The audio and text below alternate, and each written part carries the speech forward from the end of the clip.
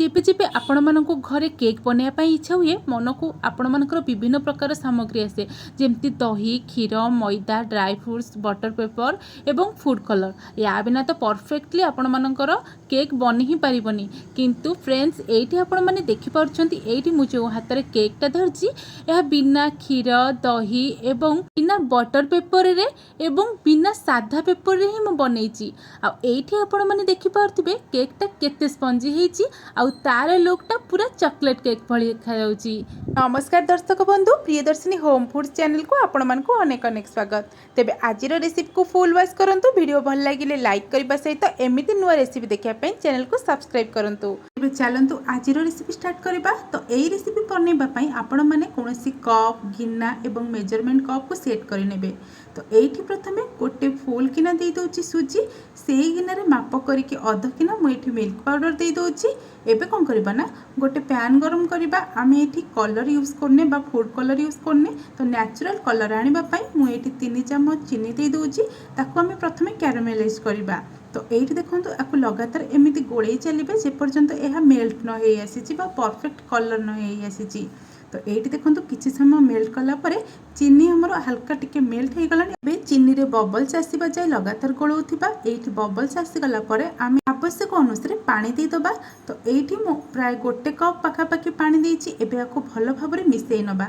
देखंतु जे पर्यंत पानीटा पूरा भलो भाबरे प्लेन न हेई आसी एमिति प्रकार से पर्यंत आपण माने भलो भाबरे टिके मिसेई नेबे। एठी आपण माने देखि पारुथिबे मिल्क पाउडर एमिति गेट्टालिया हे जाईछि कारण मु किछि समय को खोला रे रखि नेइथिली।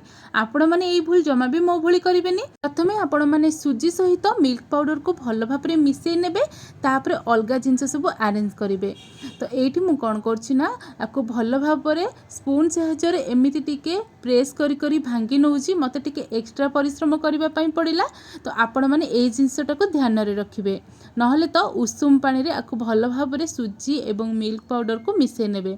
एठी देखंतु प्रथमे मु एठी ठंडा पानी रे आको भलो भाबरे मिक्स करि नउछि। तो एथिरे मु जेहेतु कैरामेलाइज्ड कर रखिथिबा चीनी पानी को एथिरे देबी तो सेटा हल्का भी मध्य उषुम रहिछि आ हमर मिल्क पाउडर भलो भाबरे मिसि जिवो। एबे हमें जो चीनी कैरामेलाइज्ड कर रखिथिले ताको एबे बैटर रे दे दबा। जहाँ भी गेट्टालिया अछि हमर मिल्क पाउडर सेटा एथिरे भलो भाबरे मिसि जिवो। तो याको भलो भाबरे मिक्स करके देखंतु बिल्कुल भी एठी लम्स नाही बा हमर जो मिल्क पाउडर रो गेट्टालिया देखा जाउतला सेटा बिल्कुल भी नाही भलो भाबरे मिक्स हे जाईछि। एबे जेउ गिना रे माप करिके मु सुजी एवं मिल्क पाउडर देइथिली सेई गिना रे फुल गिना एठी देइ दोछि मैदा। आपण माने चाहिले मैदा को स्किप करि परिबे केवल आपण माने सुजी रे ए केक टी को बनै परिबे।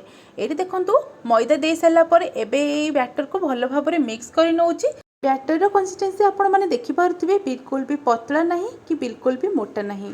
तो एमिति ही रहिले आपण माने खूब कम समय रे परफेक्ट केक बनै की खाइ परिबे। मते एते मीठा पसंद नुह सेति पई मु एठी चीनी एक्स्ट्रा देनी। आपण माने मीठा पई जति चीनी दउछंती ताले चीनी को पाउडर बनै की देबे। तो एबे हमें किछि ड्राई फ्रूट्स ऐड करिबा। ड्राई फ्रूट्स रे मु किशमिश काजू पिस्ता एवं किछि चेरी मध्ये देइ देइछि। आपण माने चाहिले एक्स्ट्रा कोरा नडिया मध्ये देइ पारंती। तो एठी 2 चम्मच रिफाइन तेल ता संगे गुजराती एवं गोलमरीच गुंड देइ दोछि बहुत बढ़िया गोटे फ्लेवर रहिबो। तो आको भलो भाबरे एबे मिक्स करि नबा। एते आपण माने बैटर को ठीक रखिबे सेते जल्दी आपण माने केक बनै परिबे। तो एठी देखंतु केक बनैया पई मु गोटे स्टील टिफिन यूज करिछि। रखिबे टिफिन जहाँ भी आपण माने केक बनैया पई यूज करछन सेते बेसी भांग नथिबो पूरा एमिति ही प्लेन थिबो जहाँ फल कि आपण माने केक टाको बनै की भलो भाबरे परफेक्टली बाहर कर परिबे। तो एठी मु प्रथमे तेल टिके लगे दोछि टिफिन ने आ तेल टाको आपण माने साइड रे एवं तळ भलो भाबरे आपण माने लगे नेबे। तेल लगे सला परे एबे ए टिफिन रे मु टिके हल्का मैदा को डस्ट कर नउछि। एमिति देखंतु पूरा चारि पाख चक भलो भाबरे डस्ट कर नेबे। हम आज बटर पेपर किंबा साधा पेपर यूज करबानी। तो सेथि पई मु एठी मैदा टाको एमिति ही यूज करूछि। एबे मैदा को सबुआडे डस्ट कर सला परे टिफिन नो साइड रे देखंतु चारि पाख चक एमिति टिके टैप टैप कर देबे जहाँ फल कि देखंतु गोटे जगार भी फांका नाही सबुआडे मैदा पूरा परफेक्टली भलो भाबरे लागि जाईछि। एबे बैटर आमे जो बनै के रखिथिले बैटरटा जेमती सॉफ्ट हबो भलसे फुलिबो सेति पई अल्प टिके मु एठी खाइबा सोडा दे देइछि। एबे भलो भाबरे मिसै नबा।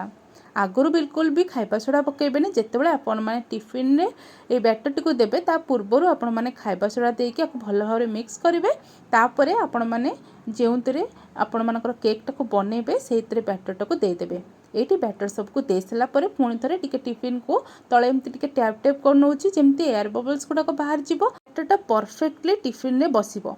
तो एटी देखंतु हमर केक बनवा पई मु गोटे कड़ाई रे अध ग्लास पाखापाखि पानी उषुम कर नहीं पानी जिते उषुम हो आम टिफिन टाक रखी नवा और कभर देदेबा। कभर देखो ये गोटे होल अच्छी से कभर करने गोटे पेपर साइज रे बंद करें और प्रथम या 5 मिनिट पर्यंत टिके कुक करने छाड़ी।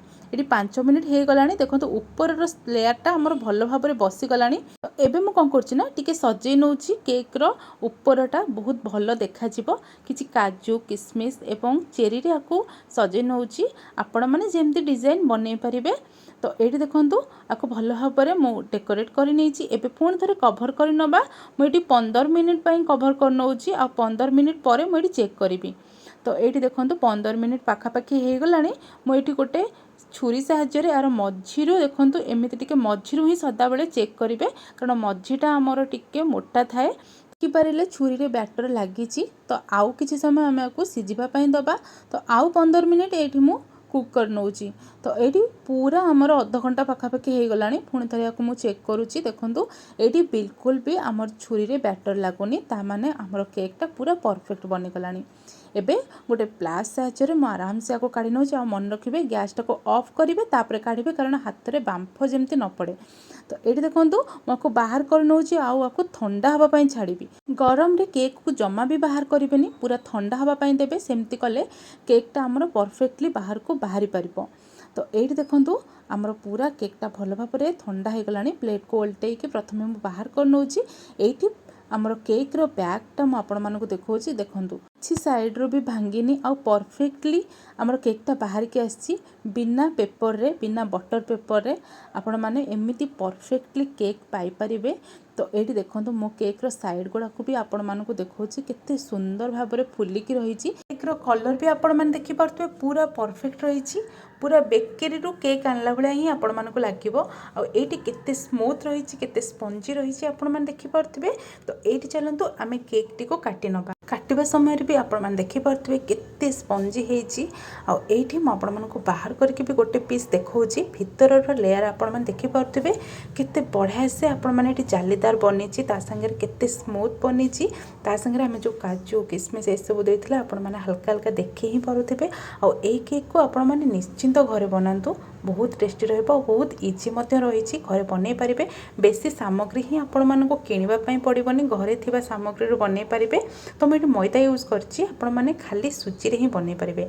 आशा करूछि आज रेसिपी आपण मानको निहाती पसंद आस्थिबो। पसंद आसले वीडियो को लाइक शेयर कमेंट करंतु आ एमती नुआ नुआ रेसिपी देखिया पे मो चैनल को सब्सक्राइब करंतु। तेबे रहुछि नमस्कार।